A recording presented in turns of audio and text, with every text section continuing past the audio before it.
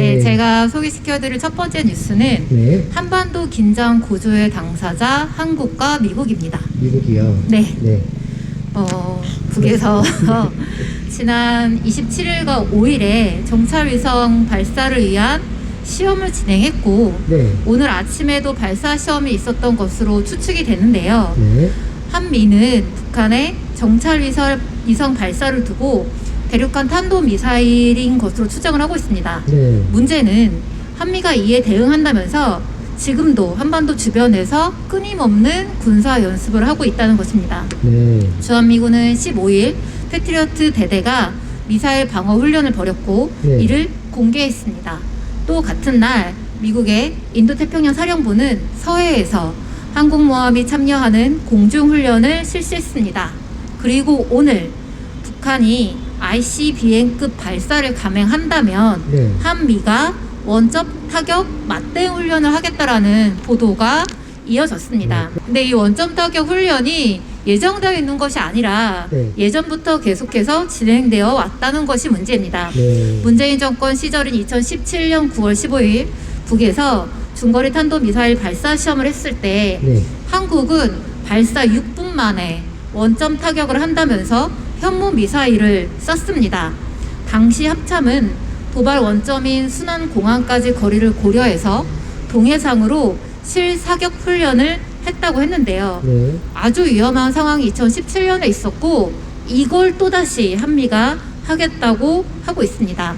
북은 정찰 위성 시험 발사를 하고 있는데 한미는 실제로 미사일을 들이대면서 공격 위험을 하고 있습니다.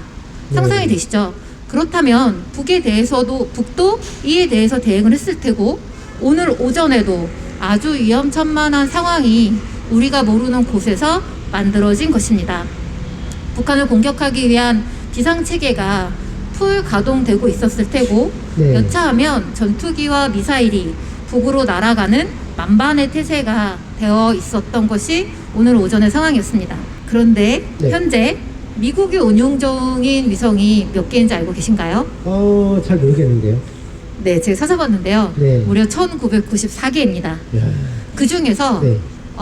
미국과 러시아, 중국 것까지 다 합치면 한반도 상공을 지나는 위성이 758개입니다. 네. 이 중에서 254개가 미국 겁니다.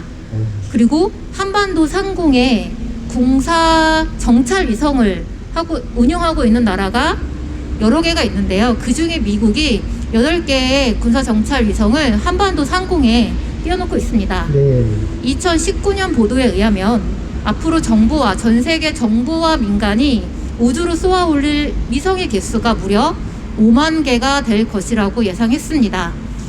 다른 나라들은 민간 기업까지 해서 5만 개가 넘는 위성을 쏘아 올리고 있는데 네. 유독 북에 대해서만 여기는 정찰 위성 시험이라 할지라도 무기 개발 시험일 수 있기 때문에 안 된다라고 하고 있는 것이 지금의 상황입니다. 네. 그리고 안 되는 것뿐만 아니라 이것을 막겠다면서 한반도 주변에서 매우 위험한 군사훈련을 하고 있는 것이 지금의 현실이고 이 상황이 참으로 강도적이고 참으로 위협적이고 폭압적 조치라고 할 수 있습니다. 네, 그렇네요. 정말 이중적인 잣대를 들이대면서 북에 대한 위협적인 군사 훈련까지 감행하고 있는데 네. 우리가 모르는 사이에도 한반도의 평화가 굉장히 위험한 그런 수준까지 다다랐다는 게 믿기지가 않아요. 그럼 다음 뉴스 또 알아보겠습니다. 다음 뉴스는 어떤 얘기죠? 네, 이제 대통령이 결정이 되면서 네. 한미연합 군사연습이 4월 둘째 주에 실시될 예정이라는 보도가 나왔습니다.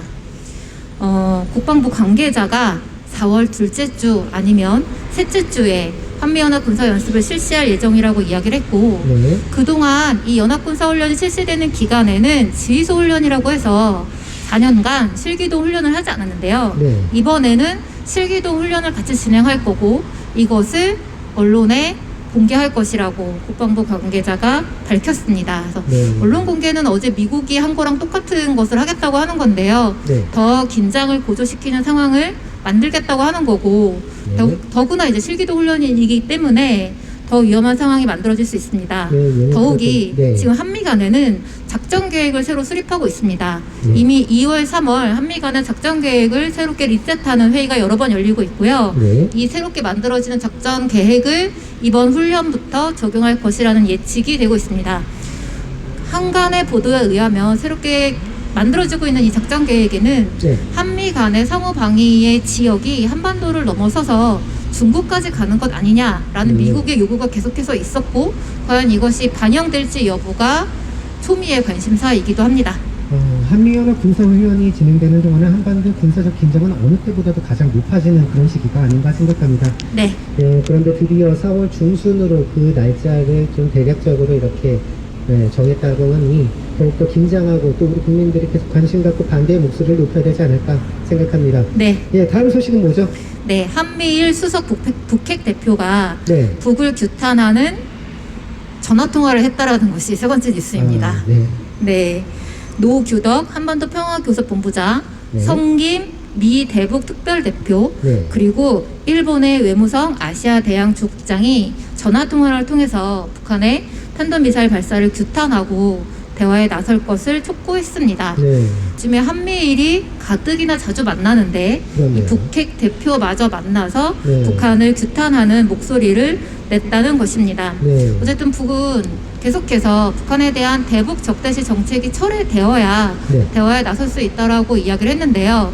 이렇게 한미일 북핵 수석 대표가 만나는 상황에서도 북한을 위협하는 군사 연습을 계속하지 않았습니까? 네. 어떻게 대화가 이루어지겠습니까? 그렇죠. 그럼에도 말만 번지르한 계속 대화 촉구를 하고 있는데요. 네. 문제는 현재 일본의 기시다 정권이 적기지 공격 능력이나 네. 자위대를 헌법을 명개하겠다라는 계속 그런 군사 대국화 움직임을 하고 있는 상황에서 그렇죠. 네. 이것에 대한 한국 정부의 아무런 경계심 없이 북한을 위협하겠다라는 이유 하나로 일본과 협력해서 계속 한 목소리를 내고 있는 상황입니다. 그렇군요. 네. 한미 간에 더욱더 긴밀한 움직임을 보이고 있는 게 참 안타깝습니다. 네, 네. 네, 오늘 세 가지 뉴스 소식 네, 전해주셨는데요. 세계만 뉴스 끝났습니다. 네.